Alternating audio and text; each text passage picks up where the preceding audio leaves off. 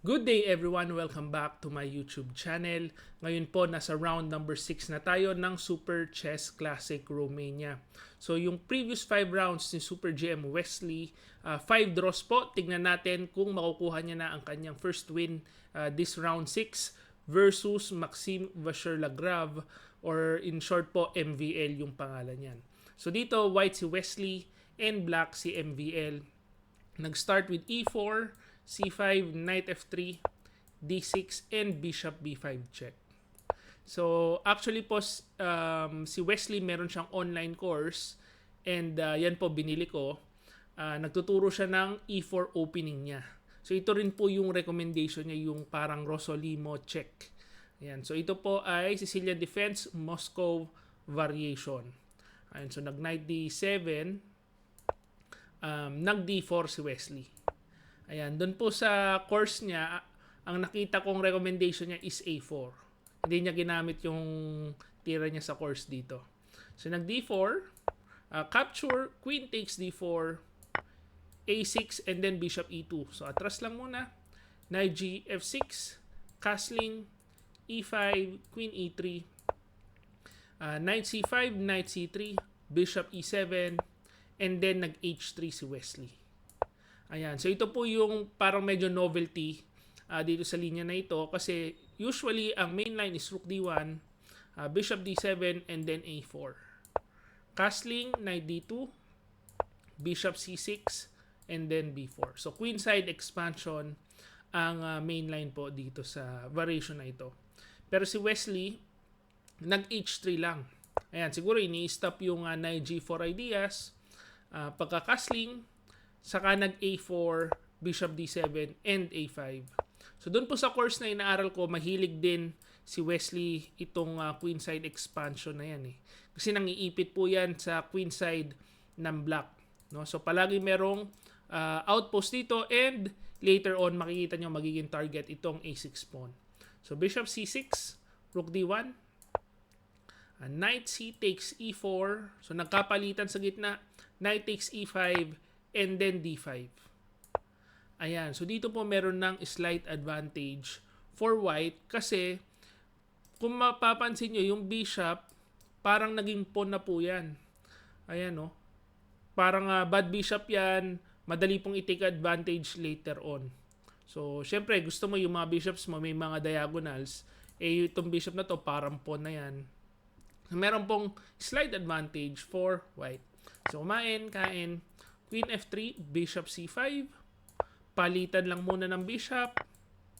And then pagka Rook E8, Queen D4, Queen E7, capture.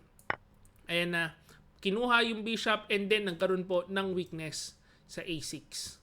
So dito nag-Bishop D3, Knight C5, and then Bishop F1. So inatras ni Wesley itong Bishop. So take note dito, napaka-importante po kasi nitong bishop na ito kasi yan ang nagpre-pressure dun sa weakness. So, tinan nyo, yung bishop parang safe na safe dito. Controlled niya yung rook, hindi po makaalis kasi dumidepensa yun sa A6 pawn. So, nag-Knight E6, Queen C3, Queen D6, and then pagka B4, nag-C5. And ito na po yung actually isa sa critical variation nitong game na ito. Kasi si Wesley nag-B5. Merong slight inaccuracy itong B5 na move. So, mas maganda sana itong rook na ito na nakadepensa sa A5 pawn, rook B1. Ayan. So, bakit? So, C takes B4, Queen takes B4. Pag kain. So, ito under fire, rook ED8, and then rook B6. So, palagi pong matatamaan yung weakness sa A6. And of course, yan po, hindi po yan kakainin kagad. No? Pagka King F8, hindi mo kakainin agad. Kasi pag kinain mo kagad, mawawala yung passed pawn mo sa gilid. Importante po yan eh.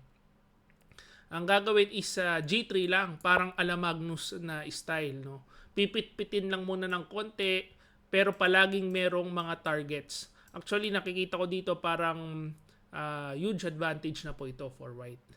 Ayan. Ginawa ni Wesley ng B5, inaccurate kasi nawala na po yung tatargetin nung bishop. Although nagkaroon ka ng pass pawn sa gilid, parang mas importante meron tayong target palagi para yung rook passive dun sa A8. No? So pagkakain, nakapag knight D4. Ayan, so ang plano nito of course, under attack ito, hindi makapture kasi merong knight E2 check. So, na-force po umatras, bishop F1, yun ang naging drawback. Unang-una, nawala na po yung target, tapos na-activate pa yung knight. So, lumiit ang advantage dito. So, nag-H6, and then nag-A6. And ito na po yung critical mistake kung saan yung advantage na lumiit po, o halos po nawala. Kasi naipalit yung knight para sa bishop. So, ang best move dito is rook D2 para walang knight E2 na threat, hindi mapapalit yung bishop para sa knight. Although dito po, ang active kasi nitong knight eh. So, mahirap sabihin kung may lamang pa si Wesley. Ayan. So, nag-A6, napalit yung knight para sa bishop. Nakuha man yung pawn, maalala natin, naging one pawn up si Wesley, pero yung rule po sa rook endgames, always drawn. So, yan po. Kahit one pawn up ka, madali po kasi siyang itabla. Ayan. So, rook D5, kumain. So, may one pawn up dito, although active yung mga pyesa nung white, no? Nung black. King H7, rook E5, capture, rook E6, and then check, rook E2, palaging merong counterplay dito, C4, Queen C2, ayan, so si Wesley, na pwersa na po, makipag-exchange, nauwi na sa rook and pawn endgame, and then paka G5, kain, King G6, rook C7, so 3 pawns versus 2. So yan po, actually pinilit po ni Wesley, kaso masyado pong simple kasi wala nang masyadong pyesa. Ayan pa. King G3, Rook F4. Ito yung magandang idea ni MVL eh. Parang kinulong yung king ni Wesley. Tapos H4. So Rook C6, King F7, H4 check. Balik sa H2. King G1, Rook C2, C6, King F6, King F1, King G7, C7, and then G4. So ito po, alam na ni MVL na tabla, pinakain na yung pawn. Kung hindi mo alam na tabla, hindi mo muna ipapakain yan. Pero parang book draw na po itong kinalabasan kasi. So pagkakain, check lang. No? Hindi makaalis yung rook kasi makakain yung C7 pawn. Kaya ito, chinek lang ng chinek ni MVL, si Wesley. And ito po, importante rin, hindi makapunta yung king kasi pag gumalaw yung king dyan, kakainin with check. Tapos ito po, book draw tinatawag kasi yun nga, yung rook mo hindi makaalis. Pagka umalis yan, palaging kakainin and kahit subukan lumapit ng king, no? Pagka lumapit yung king doon sa pawn, pagka lumapit dito sa pawn, pwede na pong check-in ng check-in. So, hindi po makakaalis yung king. Talaga mabibwisit. Ayan. Pagka dumikit ka dyan, check-in ka. Pag hinabol mo yung rook, wala rin po mangyayari kasi marami masyadong squares. Ayan. So, ibabalik natin. Ito po, sinubukan ni Wesley panalo kaso, ayun nga, pag tuwing nalapit si Wesley, chine-check po ni MVL.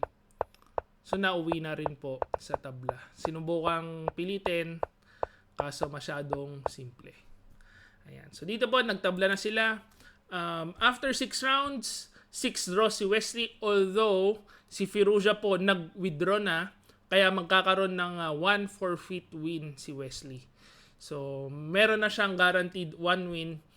Kaso, pag ano naman, lahat naman po na forfeit win kay Firouzja. So, parang wala pang panalo si Wesley. Antay natin sa round 7 and 9. So may 2 games remaining si Wesley. Bukod pa po yun sa isang forfeit win kay Firouzja. So tingnan natin kung makukuha niya ang kanyang first win or hanggang dulo na ba ang tabla. Comment nyo po down below kung anong tingin nyo dyan. So yan lang po ang ating video for today. Hopefully na-enjoy nyo po yan. Kung na-enjoy nyo, please like this video and subscribe to my YouTube channel. This is International Master Jem Garcia. See you again next video.